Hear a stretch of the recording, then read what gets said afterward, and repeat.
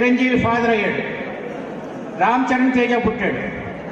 ఈ రామ్ చరణ్ తేజని హీరోయిన్ చేయాలని చెప్పి సురేఖ అంటే వాళ్ళ అమ్మ చిన్నప్పుడే వాడిని కరాటే డ్యాన్స్ నేర్పడం.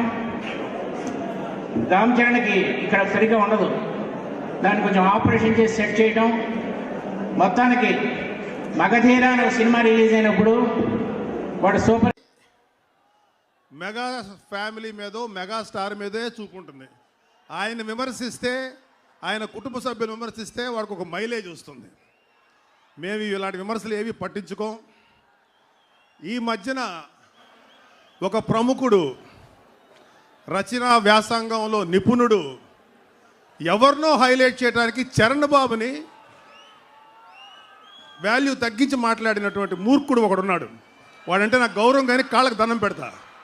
కానీ వాడొక మూర్ఖుడు, మంచి రచయితే కానీ వాడికి కామన్ సెన్సు ఏమీ లేదు.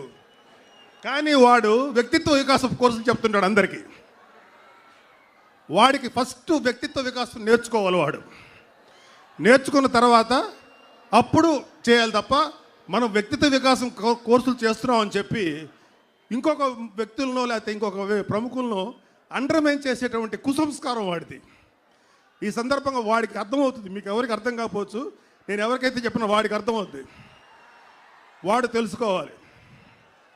ఇది కాకుండా ఈ మధ్యకాలంలో ఒకడు హైదరాబాద్ నుంచి, తెలుగు ఇండస్ట్రీ నుంచి బొంబాయి వెళ్ళిపోయి రకరకాల కూతలకు వస్తున్నాడు.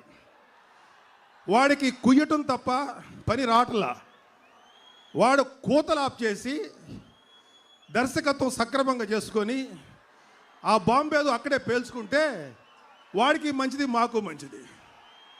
వాడు ఇక్కడికి వచ్చి చిరంజీవి గారి సినిమా ఎలా ఉండాలి, చిరంజీవి గారు ఎలా యాక్ట్ చేయాలి అని మాట్లాడటం, ఇలాంటి అక్కుపక్షి పనికి మాలిన సన్నాసి కూసే కూతలు మాకు ఏం కావు. మేము చాలా కష్టపడి కింద నుంచి పైకి వచ్చిన వాళ్ళమే, అలాగ అడ్డదారిలో డైరెక్టర్ అయిన వాళ్ళు కాదు. వాడికి కూడా నేను చెప్పాల్సిన మాట ఇది. ఆ అక్కుపక్షి గాడికి చెప్పాల్సిన మాట వాడు తెలుసుకోవాలి.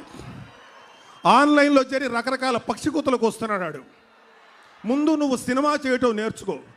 ఒకప్పుడు బాగా తీసేవాడివి, పడిపోయింది నీ స్టాండర్డు. తిరిగి నువ్వు బాగా చేయటానికి ప్రాక్టీస్ చేయి. మంచి సినిమా తీసుకో. నువ్వు పేల్చాల్సిన బాంబేదో బొంబాయిలో పేల్చు. Thank you very much. ఇలాంటి పక్షి కూతలు ఎన్ని కూసినా ఒక సూపర్ హిట్ సినిమాని ఆపలేవు, ఒక ఫెయిల్యూర్ సినిమాని లేపలేవు. Thank you very much. God bless అన్నయ్య.